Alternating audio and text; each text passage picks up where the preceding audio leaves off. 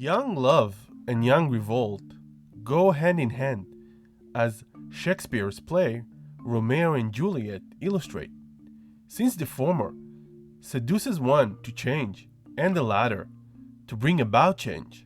In romantic love, the tension between the freedom to choose and the freedom to be chosen dissolves, since the lovers choose to be with one another. But at the same time, it seems to them that they were meant to be together. Our suffering can give us meaning today, and by hoping that one day we won't suffer, we can expect that our lives will be meaningful in the future. But with romantic euphoric love, we don't need to suffer or hope, since our lives as a whole all of a sudden make sense at this moment, in which everything is perfect and nothing else really matters. This was also the case for the 12th century troubadours, for whom love happened magically and naturally when the lover met her or his loved one.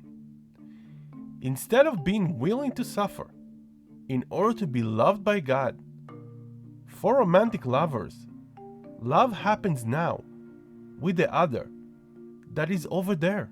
The freedom to love whoever one wishes for then amounts to the freedom from the constraints of reason, an anti-Socratic Christian idea.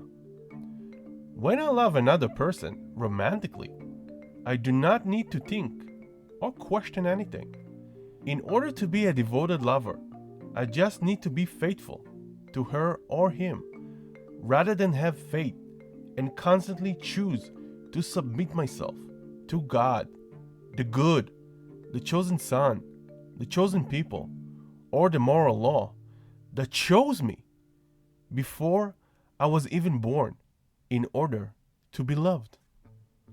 But at the same time, romantic love forces the lovers to question their values, tradition, and themselves, since many times they choose to love someone that is different from them, or came from a different background, and has a different bloodline, race, or nationality.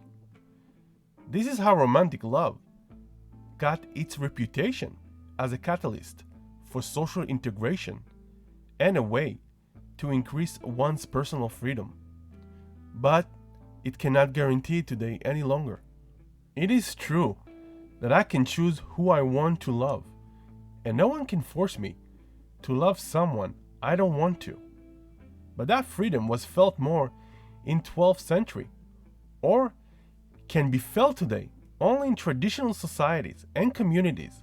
In secular pluralistic societies, the freedom of the citizens to choose who they want to be with is more and more taken for granted. The more tolerant and secular Western democracies will become, if they are actual and not only formally liberal, choosing to love this particular man, woman, or transgendered person from this or that particular background wouldn't matter. It wouldn't be subversive anymore. As a result, it will be harder for the citizens to express their agency by transcending what is supposedly natural, universal, or traditional with their personal preferences. This is the reason why citizens in Western democracies often feel that they are free slaves. They have freedom to discover themselves, but the moment they exhaust all their options, they decide to settle down and become who they already are, or always were. The decision they make today as to whom to be with, or which leader and political party they should vote for, is colored by their past choices and personal background, out of nostalgia, the fear of failure, and disappointment. But it also motivated by their skepticism. In order to succeed in bringing personal and political change, they are expected to have a strong will to believe, or to make a leap of faith while facing their lover in real life, or their political candidate at the polls.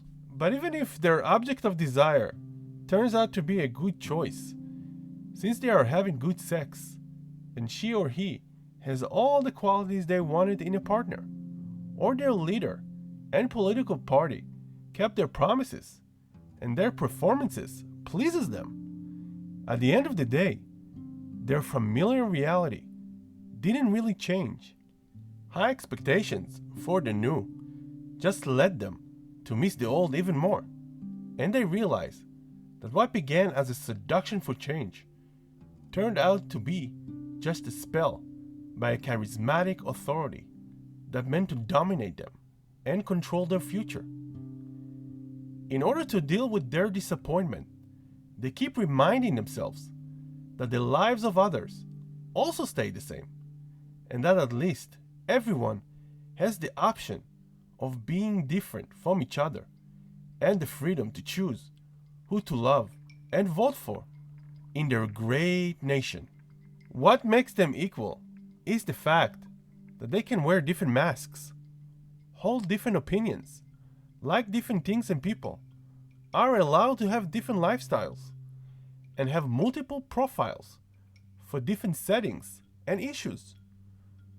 Who they are at home is different from who they are at work or online, and on this issue, they are conservative, and on that issue, they are progressive. But secretly, they despise the fact that their lives are dependent on choices and desires of people they didn't really choose to be with in the present, or on the people they themselves used to be in the past. Citizens in Western democracies are dependent on each other in the present and on who they used to be in the past, but try to separate themselves from both in order to be able to control their lives and futures as responsible, free individuals. And when they fail to do so, they blame others, themselves, the tradition, the leader, or the government, and become skeptical once again in order to cope with their disappointment and failure. This secular ritual is necessary for the stability of the ego and the modern state. And like all rituals, it wasn't meant to bring about change in the first place, but to keep one connected to the past. How can love and politics, then, fulfill their promises and be changemakers in a Western democracy? They can do so when they afford the lovers and citizens to question once again what it means to be with others, rather than merely being a tool that is meant to free them from their traditions, reason, history, existing governments, and who they used to be.